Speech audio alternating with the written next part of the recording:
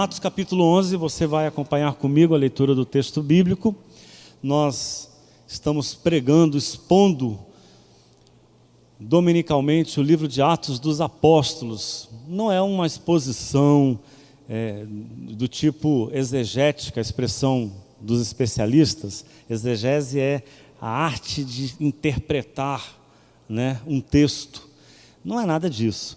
É uma exposição pastoral da Bíblia.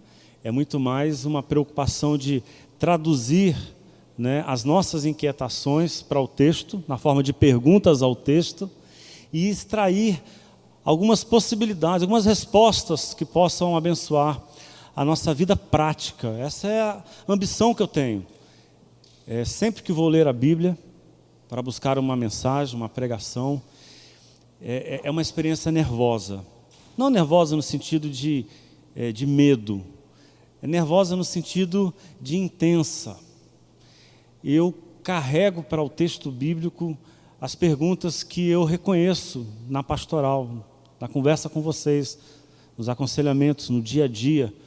Vou ao texto com essas perguntas e quero trazer dele mais perguntas, porque às vezes é de pergunta que a gente está precisando, de mais perguntas que nos façam agir e pensar, e de respostas que insinuam coisas que caibam na minha prática, já, imediata.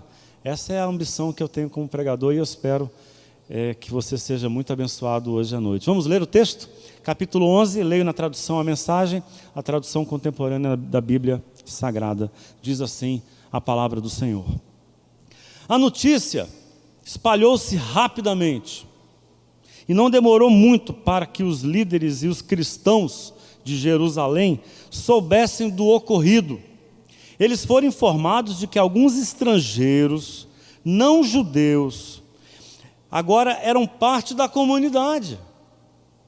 Quando Pedro voltou para Jerusalém, alguns de seus antigos companheiros, preocupados com a questão da circuncisão, que era a questão escandalosa daquela época, aí você se pergunta aí, quais são as questões escandalosas da nossa época?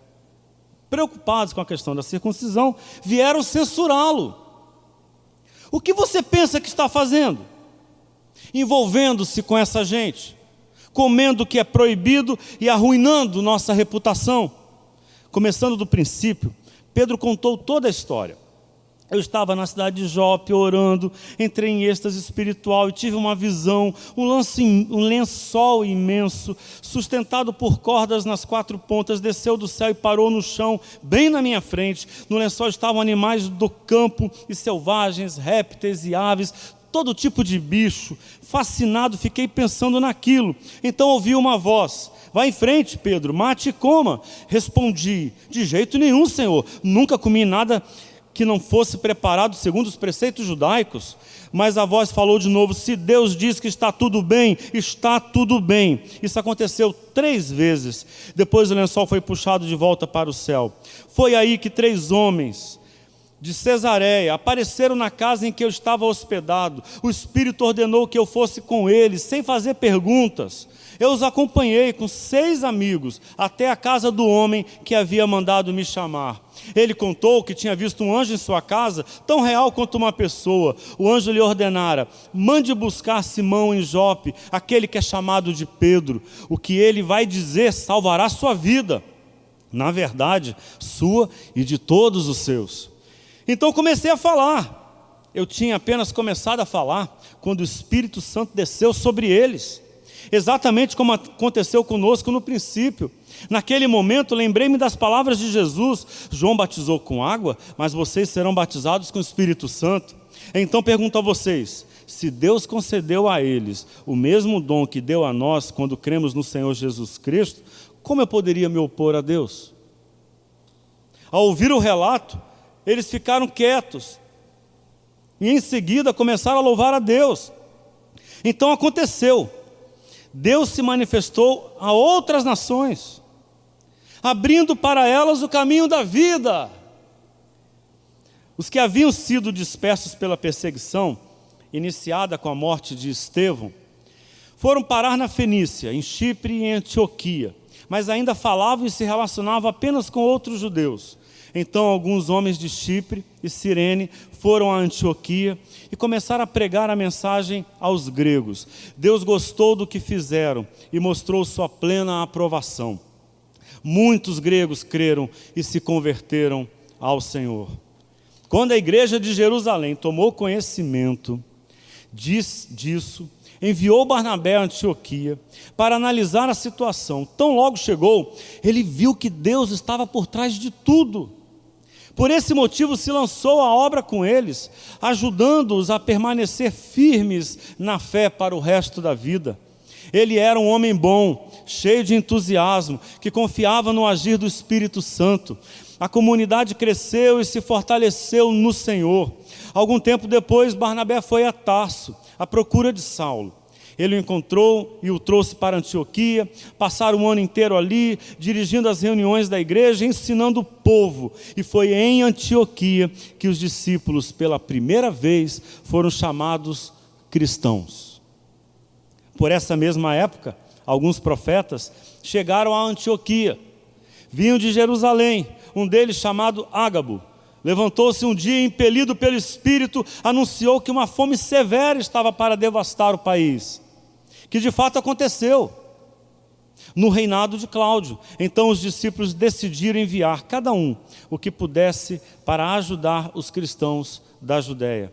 Coube a Barnabé e Saulo a tarefa de entregar a oferta aos líderes em Jerusalém. Amém. Amém. Ore a Deus comigo, por favor.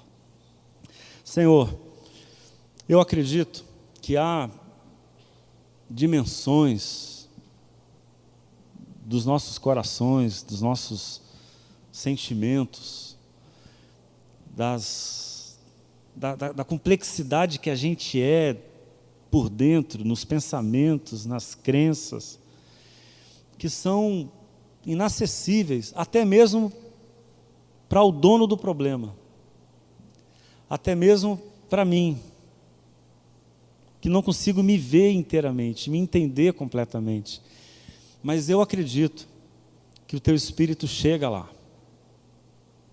que o Seu Espírito discerne o nosso coração, que o Seu Espírito pode trazer uma palavra que abençoe pessoas aqui em dimensões que a gente nem imaginava que alguém poderia ser abençoado hoje. Eu creio nisso. Eu creio que o Senhor fala ao coração de cada homem e mulher de um modo inesperado. E é por crer nisso, Senhor, que nós pregamos, que a gente abre a voz e abre os ouvidos para a proclamação do Evangelho. Fala a todos nós hoje, Deus, em nome de Jesus. Amém. Uma experiência que a gente tem quando viaja, eu imagino que você também já teve essa experiência. Eu tive isso algumas vezes, algumas épocas eu viajei muito, hoje viajo bem menos.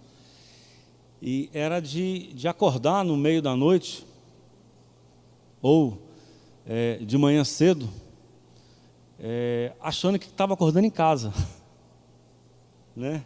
Desprevenido, e tomar um susto, com um quarto maior, com a cama mais estreita, né? Com um pé na cama que não estaria lá, a janela num canto, e uma escrivania onde na sua casa tem um outro móvel, sei lá. E aí você acorda assustado, né? E demora um pouquinho para você lembrar e até rir, né? Até acha engraçado quando você se lembra de que não está em casa, que você está em outro lugar.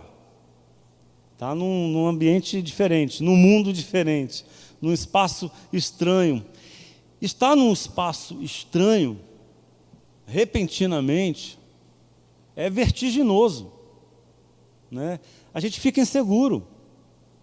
Talvez até por isso você acorde no meio da noite, assustado, porque é inseguro estar num ambiente com o qual você não está acostumado, que não repete as mesmas cenas, que não tem os mesmos timbres de voz, que não tem o mesmo clima, talvez. É estranho.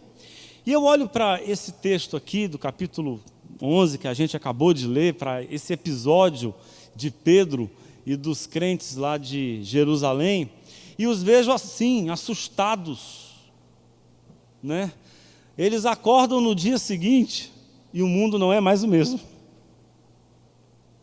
Depois da casa de Cornélio, no capítulo 10, e que Pedro faz uma memória do que aconteceu, depois do que aconteceu na casa de Cornélio, o mundo se expandiu, o mundo deles cresceu e ficou diferente. Eu diria que mais do que isso, o cristianismo deles ficou diferente, a fé mudou. Depois que eles viram Deus se manifestar num lugar em que Deus não se manifestava para eles, depois que eles viram Deus agir fora do costume, depois que eles viram as coisas acontecerem, transgredindo as tradições com as quais eles vinham conduzindo a vida deles, eles ficam inseguros. É a história que tem aqui. Eles estão pressionando Pedro, porque não sabem o que fazer com aquilo ali, não sabem como agir com aquela mudança, com aquela diferença, com a quebra da rotina. E eu diria que o mundo do outro é sempre um desconhecido. Nele eu não tenho controle, não digo o que é certo e o que é errado, não aprovo ou desaprovo, eu não tenho os critérios, e isso é atordoante. Foi a experiência que eles tiveram. De repente, as regras que eles tinham estavam gelatinosas. É como se tudo que eles sabiam de Deus fosse água tentando ser contida nas mãos. Fosse o exercício de quem tenta segurar a água com as mãos. Eu os vejo assim, desesperados, tentando conter ali. E agora? O que foi que você foi fazer, Pedro, com a gente? Quem mandou você ir lá na casa de Cornélio? Quem mandou você comer com gente incircuncisa? Quem mandou você levar esse testemunho a esse ponto? O que a gente vai fazer agora? Como viver diante do novo? Diante daquilo que eu não controlo? Por isso que eu propus que o tema da nossa reflexão fosse: Deus está fora do controle. Porque me parece que é a sensação que eles têm aqui agora. Esse negócio de Deus saiu do controle. É melhor do que Deus está no controle. É bem melhor. É mais cristão dizer, olhando para esse texto, Deus está fora de controle, do que dizer Deus está no controle. Porque é a experiência que eles têm. Fora do controle da religião, fora do controle dos costumes, fora do controle do preconceito, fora do controle das regras, fora do controle da tradição. Deus está fora deste controle. E aí há duas coisas, apenas duas coisas para se fazer em um momento como esse. Ou você se encolhe, se encaramuja, lembrando aqui de um neologismo do Caio Fábio, de 20, 30 anos, né? Ou você se avestruza, né? Enfia a cabeça num buraco, apavorado com o desafio de rever a sua opinião, de retomar as suas decisões, de redimensionar a sua vida. Ou você faz isso, se encolhe, se fecha dentro de um gueto, de uma seita religiosa, ou você aceita o desafio de aventurar-se na novidade e enfrentar a vertigem de lidar com coisas que são mesmo estranhas, mas que Deus está agindo ali e você pode aprender. É estranho, é vertiginoso, me dá uma certa insegurança, eu confesso que eu me sinto inseguro, mas eu sei que é de Deus e eu vou pela fé. E aí, curiosamente, a gente teve essa informação no texto, foi nessa experiência aqui, do mundo deles se expandindo, do inusitado, do desconhecido, do estranho, de ir em direção à novidade, foi nesse momento que pela primeira vez eles foram chamados de cristãos. E aí os estudiosos da linguagem, vão dizer que a palavra aqui, a expressão original do cristão seria uma réplica de Cristo, um pequeno Cristo, né? Um cristão é um pequeno Cristo, é uma réplica de Cristo. Pela primeira vez eles foram chamados. E aí, por que não dizer então que isso é ser cristão? Que ser cristão é o oposto de fechar-se. Que ser cristão é o oposto de se blindar das transformações, para as transformações. Que ser cristão é aventurar-se. É da natureza cristã sair dos quadradinhos, sair da caixa, da caixinha, se desalojar, enfrentar o desafio de descobrir Deus onde nós não imaginávamos que Deus estava. Ser cristão, então, é ter essa lógica do divino, que é que vira de cabeça para baixo, que vira no avesso a lógica religiosa. Foi o que aconteceu aqui. E aí, vamos reconhecer, pessoal, não é fácil esse negócio de ser cristão. É muito mais fácil manter-se na familiaridade, manter-se com os costumes, porque os costumes, a familiaridade, a tradição, o hábito, é uma espécie de chão, que a gente até precisa deles, para viver com paz, para construir, para seguir em frente. Só que às vezes o mundo muda, e se a gente não rever os conceitos, a gente fica fora do mundo. O problema é esse. Ok, os costumes são importantes, né? Manter-se dentro de uma certa previsibilidade, manter-se com uma certa rotina, é saudável até. O problema é que, se você se apegar ferreamente a esses costumes, pode ser que o mundo mude e você fique fora do mundo e viva uma coisa louca, insana, e eu diria que vai atentar contra a sua saúde, contra as pessoas à sua volta. Então eu entendo o que eles estão passando, é difícil, dá uma certa incerteza, é um tremor debaixo dos pés, é o que eles estão experimentando aqui, porque é uma inversão da lógica, da maneira de ver a vida, de enxergar o mundo à sua volta. E aí, dentro dessa inversão da lógica, de virar do avesso a nossa compreensão, há duas lições que eu diria que são libertadores para a nossa vida, eu quero trazer para abençoar as suas relações. Primeiro, Deus está com você antes que você se sinta digno dele. Mudou. Ok, dentro da lógica religiosa, tradicional, ou dentro da cultura humana, nós pensamos diferente.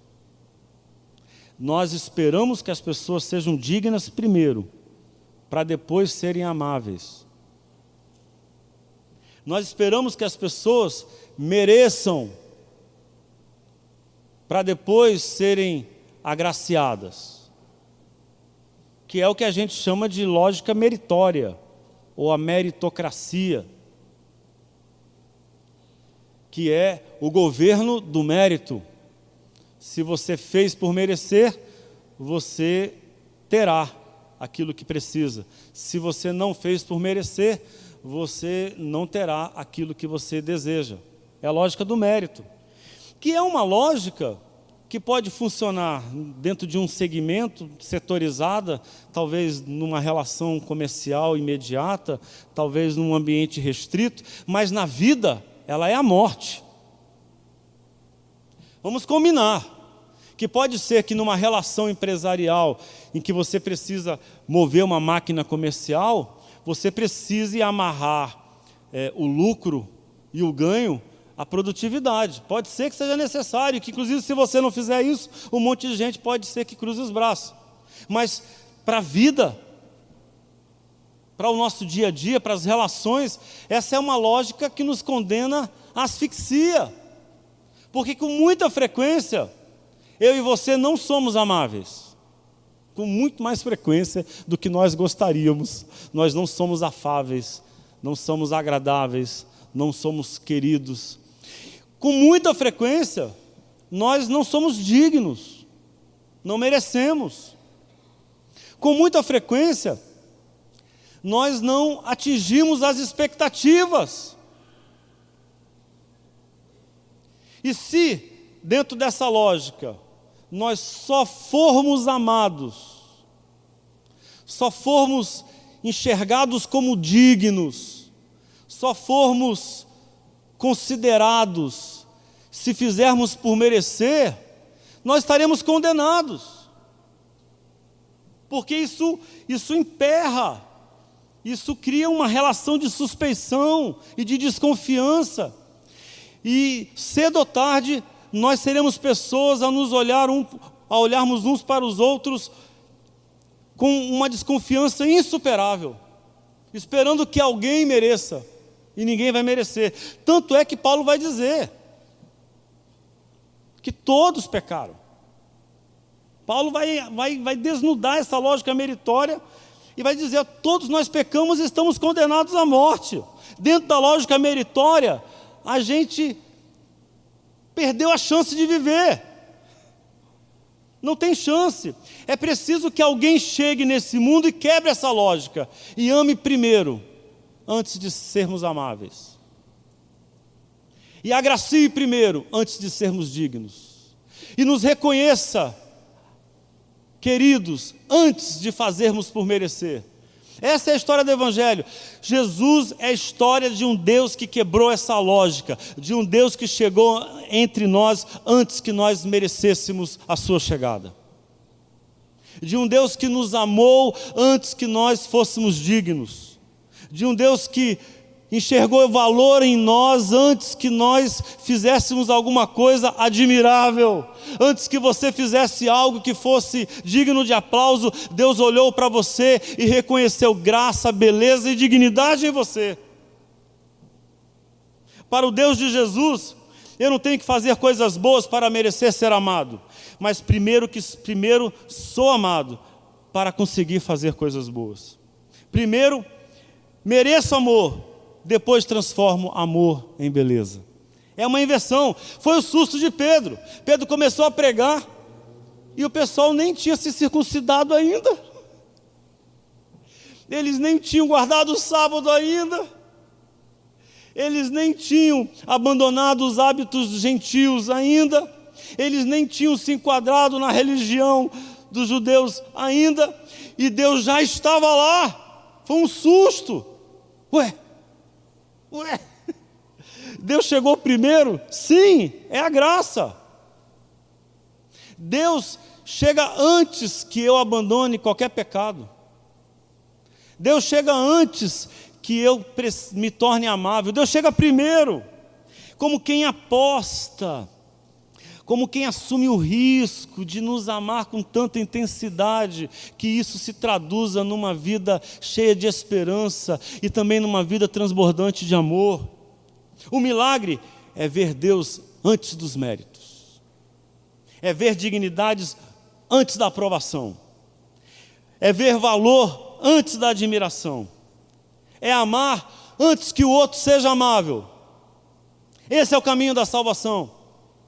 Enquanto você estiver de braço cruzado nas suas relações, esperando que as pessoas se tornem queridas e dignas e admiráveis, e a expressão de tudo que você mais espera do mundo, enquanto você estiver de braços cruzados esperando por isso, você estará condenado ao mais amargo ressentimento, à tristeza mais profunda, estará condenado à morte.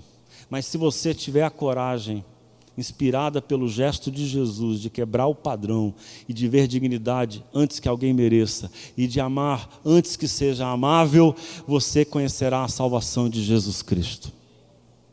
E aí eu encontrei o poema de Carlos Drummond de Andrade e agora acabei de me lembrar que não coloquei para vocês acompanharem comigo o poema. Eu coloquei. As 100 razões do amor. Olha que beleza. Vê se não se parece com essa mensagem. Eu te amo porque te amo. Não precisa ser amante. E nem sempre sabe sê-lo. Eu te amo porque te amo. Amor é estado de graça, e com amor não se paga. Amor é dado de graça, é semeado no vento, na cachoeira, no eclipse. Amor foge aos dicionários e aos regulamentos vários. Eu te amo porque não amo bastante ou demais a mim. Porque amor não se troca, não se conjuga, nem se ama. Porque amor é amor a nada. Feliz e forte em si mesmo. Amor é primo da morte e da morte vencedor. Por mais que o matem e matam a cada instante de amor.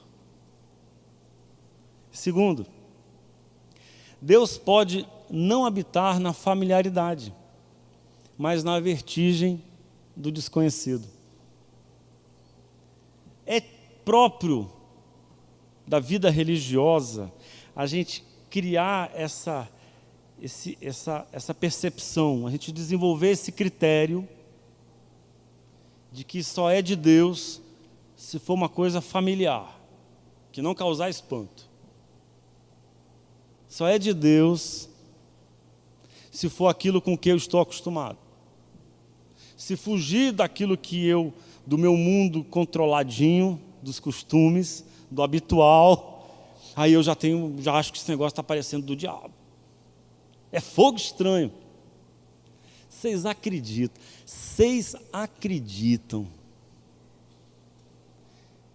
que essa igreja aqui, em Fortaleza, lá pelos 1983, eu não sei se a Arília já tinha chegado, se os mais antigos aqui, Clara, Fernando, Emílio, os mais antigos aqui da Bethesda já tinham chegado àquela época. Mas a Bethesda, vocês acreditam que a Bethesda já foi escandalosa nessa cidade? Vocês acreditam nisso? Que o pessoal já achou que essa igreja aqui fosse do mundo, não fosse de Deus? Já teve isso, gente, há 30 e tantos anos atrás. A igreja dos divorciados, a igreja dos vaidosos, a igreja dos mundanos. Aí o pessoal dizia, você quer para uma igreja que você pode fazer o que quiser, vai para a Bethesda. O pessoal dizia isso há quase 4 décadas atrás. Que loucura isso, né? Não esperava por isso. Mas sabe qual foi um dos primeiros escândalos da Bethesda? Retroprojetor. O que é isso, pastor? Desculpa, o pessoal mais novo, desculpa, é porque eu me esqueço que os anos se passaram, que o tempo passou. Retroprojetor era um aparelho que a gente colocava uma transparência, às vezes era escrita à mão, eu escrevi algumas canções à mão, né? Depois foi ficando mais sofisticado, a tecnologia avançou, a gente imprimia na impressora jato de tinta, ficava bem mais bonito, e aí projetava na tela, fogo estranho no altar, era o que se dizia da Bethesda naquela época, um negócio diferente, assustador, né? E os instrumentos musicais também tem uma história de escândalo. O dia que eu assumi uma tradução diferente para usar no culto, a tradução, a mensagem, também há algum tempo atrás, não faz tanto tempo assim, a tradução tem 5, 6 anos que eu comecei a fazer isso lá em São Paulo, trouxe também para cá, quando cheguei aqui, um monte de gente se assustou com a tradução, né? Diferente. Esse negócio aí não deve estar certo. Esse negócio aí é perigoso, isso vai complicar a fé Teve gente que falou que isso ia atrapalhar a fé das pessoas. Como é que Deus vai agir num ambiente desse, com uma Bíblia assim tão diferente? E aí as pessoas nem se dão conta da loucura que é isso, uma loucura. Porque você imagina que antes da Bíblia ser escrita, quando não havia escrita, já havia muito do que há registrado na nossa Bíblia hoje, era oral. Pai para filho, contava a história do Éden, a história do dilúvio, a história do Egito. Só foi registrado, e não foi Moisés quem escreveu os 5 primeiros capítulos da Bíblia, foi registrado no cativeiro babilônico, há 7 ou 8 décadas de Jesus, antes de Jesus nascer. Foi quando a escrita chegou e eles registraram e desenvolveram o texto bíblico. E a linguagem era a mais rudimentar que você possa imaginar. Era uma linguagem gutural, nem tinha vogal. Sabe, Yahvé era um nome quase impronunciável. Yahvé, né? Um nome, era uma coisa gutural, impronunciável, sem vogais. Era uma escrita difícil, complicada, e eles tinham que copiar isso, e essas cópias eram cópias feitas em pele de animal, em tabletes de argila. Você acha que isso é tecnicamente muito preciso? E você está aí preocupado com uma tradução nova. E aí, 2 ou 3 décadas antes de Jesus, a Bíblia é traduzida, a Bíblia hebraica é traduzida para o grego, e passa por todo um processo. Depois do grego ela é traduzida para o latim, e aí do latim, alemão, francês, inglês, e você não vai acreditar no que eu vou te dizer agora. Você segura aí. Apenas agora, nos últimos 2 anos, pela primeira vez na história, nós tivemos uma tradução dos manuscritos mais antigos. Os originais não existem, viu, gente? A traça comeu. Os mais antigos, dos manuscritos mais antigos, apenas agora foi traduzido direto para a língua portuguesa. As nossas traduções em língua portuguesa eram ou do francês, ou do inglês, ou do alemão, com a ajuda do latim. Pela primeira vez veio do grego e hebraico para a língua portuguesa. Inclusive tem apenas os evangelhos à disposição aí. Eu posso, em um outro momento, sugerir a vocês uma leitura muito interessante. E aí a pessoa se assusta, né? Por quê? Porque tradução vai seguindo a própria dinâmica da língua. A língua muda. Expressões caem no desuso. Para que você vai dizer concupiscência, se isso parece palavrão? Quando a pessoa fala assim, concupiscência, eu já sei, é crente, meu. Eu já sei que é crente. Falou concupiscência. Eu estava na sala de aula, no grupo de estudo, e era um estudo que falava sobre o cristianismo antigo, e aí citou lá a palavra concupiscência. Aí ficou olhando para a cara, alguém sabe o que é concupiscência? Eu caí na gargalhada. Eu comecei a rir, aí o pessoal, o que foi, Elenai?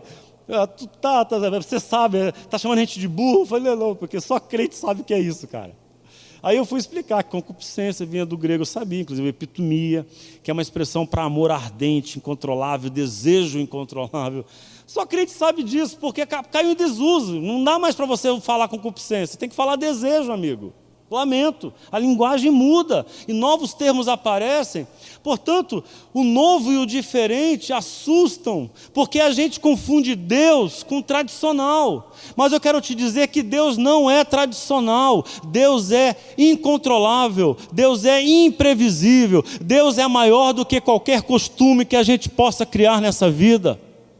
E se você quiser experimentar o divino, você também precisa estar aberto a rever os seus costumes, as suas decisões, os seus hábitos e as suas crenças. Quer chamar isso de novo nascimento? Chame. Quer chamar de regeneração? Chame. Quer chamar de avivamento? Chame, porque esse é o movimento de Deus entre nós.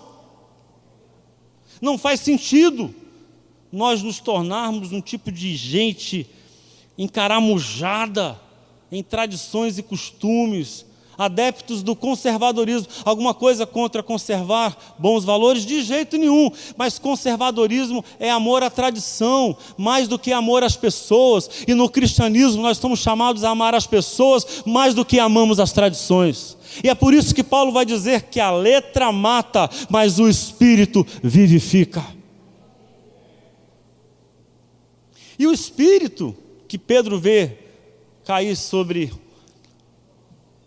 os romanos, do jeito que caiu sobre eles, esse espírito ele é subversivo, porque ele é a experiência com Deus dos profetas. E a experiência dos profetas com o Espírito, eu já falei sobre isso com vocês algumas vezes, a experiência dos profetas com o Espírito é uma experiência fora do palácio. É uma experiência fora do templo. Leia o Antigo Testamento, você não vai ver sacerdote cheio de Espírito. Na maioria dos casos dos reis, você não vai ver rei cheio de Espírito. Cheio de Espírito vai ser o profeta, que põe o dedo na cara do rei, na cara do sacerdote, e diz para eles que eles têm que se converter a Deus e à sua justiça. O Espírito é subversivo, está para além, é indomável. E aí, Eu quero insistir nessa expressão: Deus não é monumento, Deus é movimento. Você está interessado em aprender, em seguir aprendendo, em abrir seu coração, em rever seus conceitos? Seja bem-vindo ao reino de Deus, porque é assim que Deus salva vidas sobre a terra. É amando de tal forma as pessoas que todas as tradições e todas as regras e todas as tradições e todos os prédios e todos os templos e todos os palácios e todas as estruturas são relativizadas para que as pessoas sejam salvas da morte. Deus não se confina, Deus vai além, para fora, para o desconhecido, para o outro. Foi essa a experiência de Pedro, assustadora, mas que pela primeira vez fez deles